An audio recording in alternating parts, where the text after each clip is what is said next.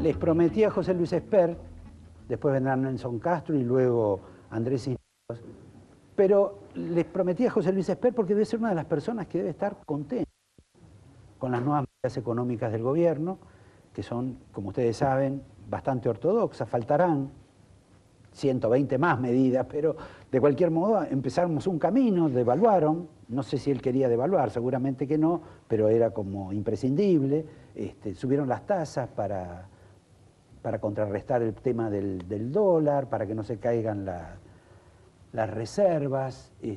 ¿No estás contento? No, yo estoy contento porque pararon la corrida. La corrida era... Ya ha habido varias en los últimos 40, 50 años y... Estás hablando como un kirchnerista, como larga... que había gente conspirando para que hubiera una corrida y que volteara el peso, volteara el gobierno, como si esto fuera Inglaterra, con el señor Soros gastando infinidad de plata para corrernos. Mira, la politización de las corridas en Argentina es un patrimonio estúpido nuestro, pero en todos lados hay corridas y las corridas a veces obligan a los gobiernos a tomar decisiones adecuadas, así que en todo caso, bienvenida la especulación y bienvenida las corridas.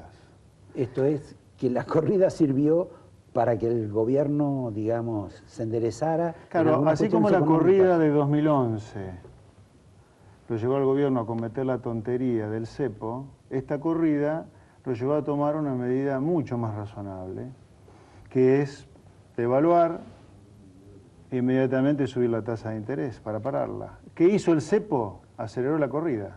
Después del cepo las reservas se derrumbaron 25.000 millones de dólares, así que fíjate vos qué diferente actitud frente a dos corridas, como la del 2011 y como la del 2013.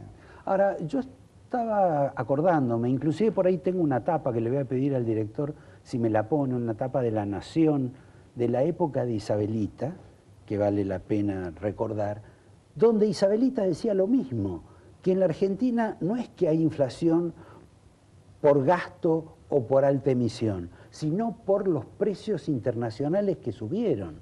Claro. Tenemos la misma excusa, o el gobierno tiene la misma excusa que ofrecía antes Isabelita, y todos sabemos bueno, cómo por eso terminó Argentina Isabelita. es un país en decadencia, Argentina es un país en decadencia. Digamos, una cosa que estuve viendo últimamente, la profesión de los economistas y los historiadores económicos no niega la decadencia argentina. En todo caso, dependiendo de la ideología, te parás en momentos diferentes para comenzar a hablar de decadencia, pero lo que no se discute es que hay decadencia en Argentina. Argentina era el país número 10 del mundo en ingreso per cápita hace un siglo, o es el número 110.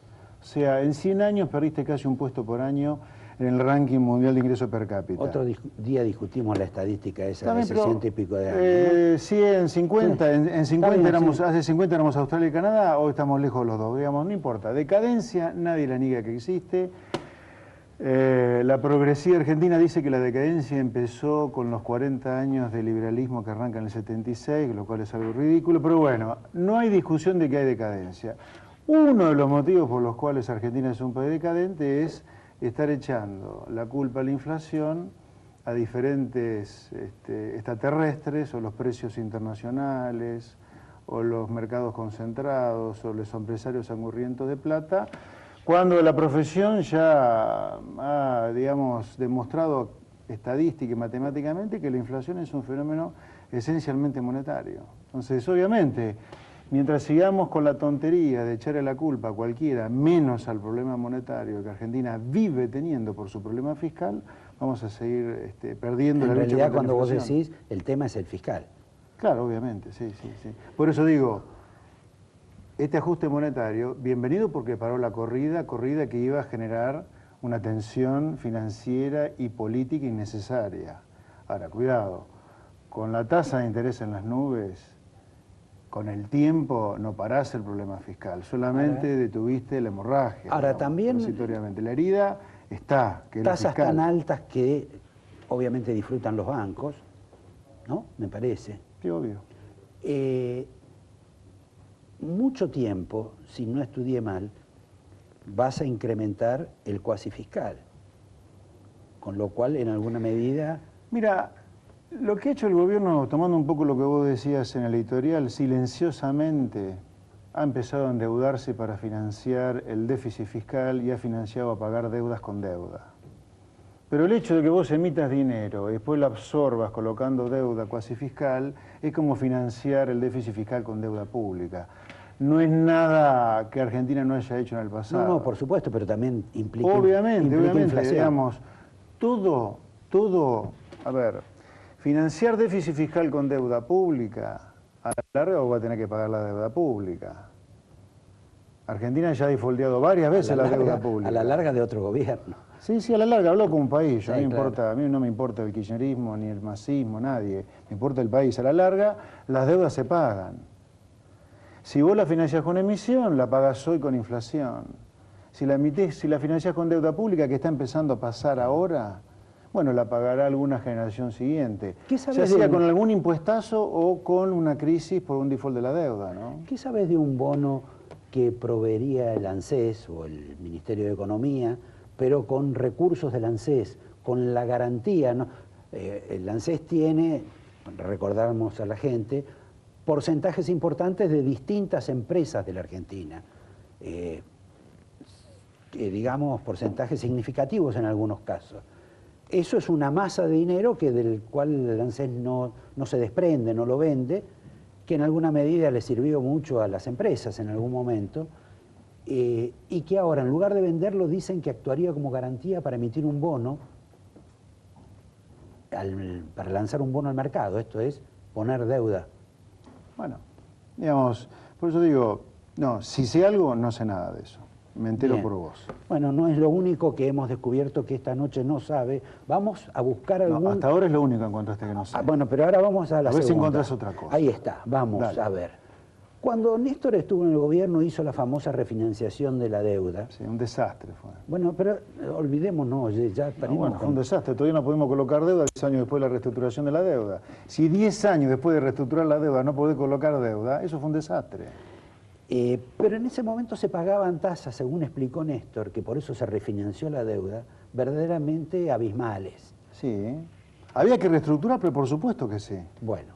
Pero no como se hizo, obviamente. Está bien, pero lo que quiero decir es, si en ese momento tasas que no pagaba el mundo, ahora que tampoco paga el mundo, vamos a pagar estamos pagando tasas del 30% o más, muchísimo más.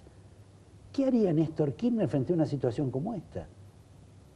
¿O hubo otro Néstor Kirchner que venga y diga, esto es un disparate, la Argentina no puede vivir pagando estas tasas? Néstor te acomodaría el discurso para justificar lo que están haciendo hoy. Bueno, pero otro Néstor que le sacara rédito político no va a aparecer. No, digamos, el kirchnerismo es una gran mentira, digamos, de decir que había convicciones que nunca iban a dejar en la puerta de la Casa de Gobierno. El kirchnerismo en las escaleras. En las escaleras. El kirchnerismo es, como gran parte de la clase política, o en el caso del kirchnerismo, dado que es un caso particular del peronismo, se acomoda a lo que sea necesario. En los 90 los vientos soplaban hacia reformas en los mercados emergentes de índole liberal, el peronismo menemista fue para ahí. Durante la última década los vientos soplaron, al menos en algunos países de América Latina, para una cosa cavernícola.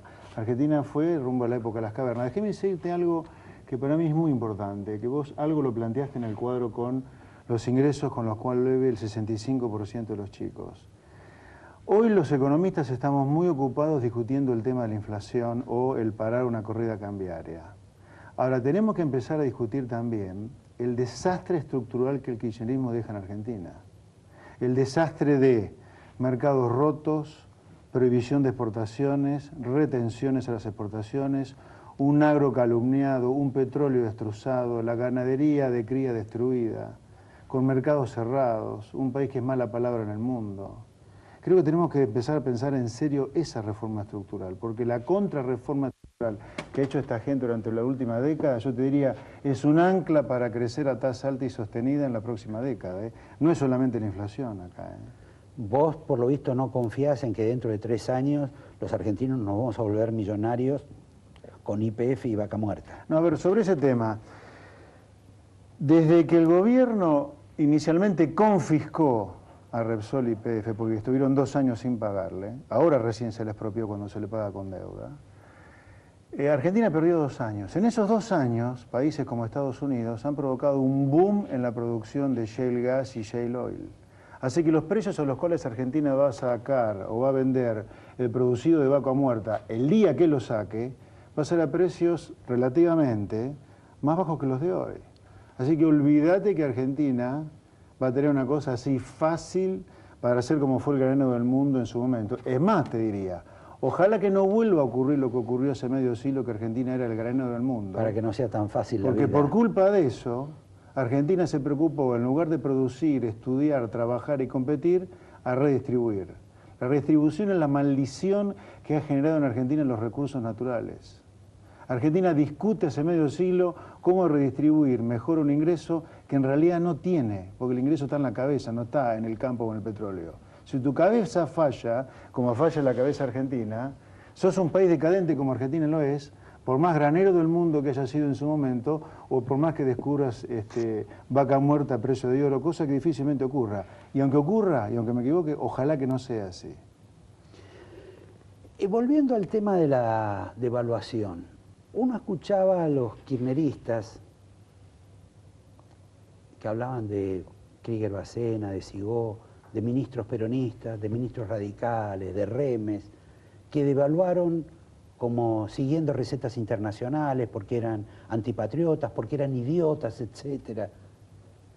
Y ahora ellos dicen que ellos devaluaron igual que los otros, pero es porque fueron obligados por... El maldito mercado. Exacto, sí. Por la mala gente. Sí. ¿Cómo es eso? Porque no está Y en los libros eso, ¿no? Es la Argentina patética, digamos.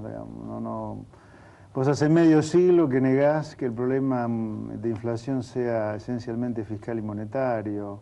Le has hecho creer a la gente que producir chucherías acá, protegiendo la industria absurdamente, está bien. Que tener una ficción como Tierra del Fuego está bien. Que un poquito de inflación no es un problema. Que el Estado, en lugar de estar para devolver impuestos bajo la forma de bienes públicos como seguridad y justicia, está para generar crecimiento. Todo ese conjunto de estupidez es la que ha transformado a la Argentina en un país decadente. Y esto es parte de esa tontería, digamos.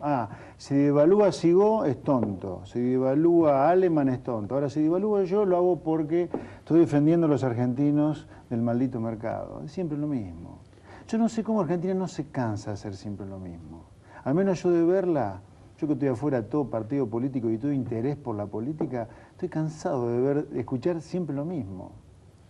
Pero es como que la gente cree en todo eso también, ¿no? Sí, Argentina está Por ahí, mal. no sé si cree más o cree menos, pero hay una porción de gente que cree en...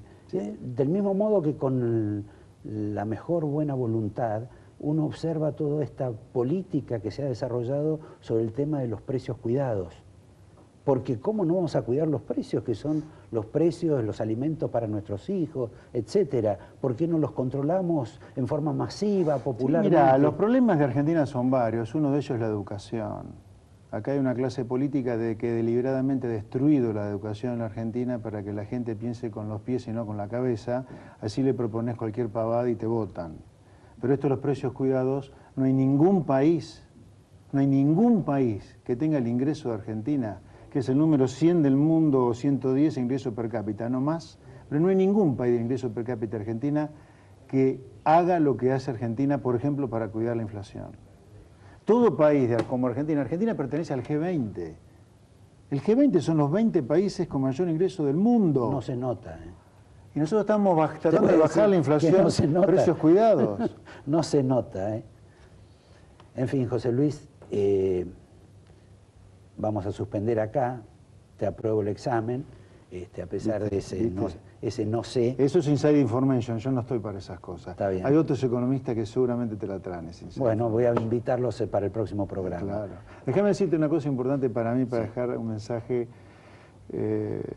digamos, por lo menos esclarecedor de qué es lo que yo creo que habría que hacer. Argentina necesita un plan antiinflacionario. Un plan antiinflacionario hoy, señores del kirchnerismo, no es caminar a Marte. Es hacer lo que hace el 90% del mundo cuando tiene un problema de inflación. Hoy el gobierno emite mucho y pierde reserva porque tiene un problema fiscal fenomenal a pesar de una recaudación homérica. El problema es fiscal. Hay que ajustar la clavija fiscal y de esa manera se soluciona el problema. Yo, para decirles, creo que lo va a ajustar de alguna manera, porque van a caer las exportaciones, van a bloquear más las importaciones. Si no lanzan un plan antiinflacionario, que sea creíble además, este ajustazo monetario te va a traer una recesión que a lo mejor sí te baja la inflación, pero por la recesión que generaste, no como consecuencia que vos hiciste un plan antiinflacionario. Vos fijate que has devaluado, has apretado fuerte la tasa de interés, has hecho un apretón monetario feroz y la tasa de inflación sigue altísima. Es porque no es creíble el ajuste monetario. Y no es creíble, ¿por qué? Porque el problema es fiscal y el gobierno no ha hecho nada para controlar el desborde que hay del gasto público. O porque existe, como los británicos o los americanos tienen una cierta capacidad con su idioma para inventar palabras, la conjunción de dos fenómenos conjuntos, el estancamiento y la inflación. Hace 3 años esta inflación. Te doy el angelito de la casa para y yo te tengo que dar observar algo, ¿no? que no perdimos las buenas costumbres. Gracias, gracias. Bueno, yo traí un libro, a ver, antes de mostrar el libro, yo creo que el gobierno alucina directamente. Ellos creen que son los que más han hecho por los derechos humanos en la historia argentina. Ellos dicen que el mundo se nos cayó encima. Ellos dicen que hemos tenido la década de mayor crecimiento de la historia. Todas mentiras, todas alucinaciones. O que el mercado los quiere voltear. Entonces yo traje un libro de una persona que lo escribió bajo la alucinación de la droga. Yo porque ya lo vi, no es que lo escribió, vivió. Vivió así, que es William Burroughs, escribió El almuerzo desnudo, que es considerado como una obra cumbre dentro de lo que es la novela americana. Incluso Norman Mailer dijo, el genial Norman Mailer dijo, que Burroughs, si no hubiera estado, o si no hubiera vivido tanto bajo el efecto de la droga, hubiera sido el mejor novelista americano de la historia. Así que, ya que estamos en etapas de gente que en política alucina, El almuerzo desnudo, que fue llevado al cine por el genial David Cronenberg, además. Sí, les digo que este libro es verdaderamente un libro de colección. Ahí está la dedicatoria. Y la historia de Burroughs es absolutamente fascinante. Gracias por la dedicatoria. Y un día, cuando tenga tiempo, voy a explicar la relación entre Burroughs y el general José de San Martín.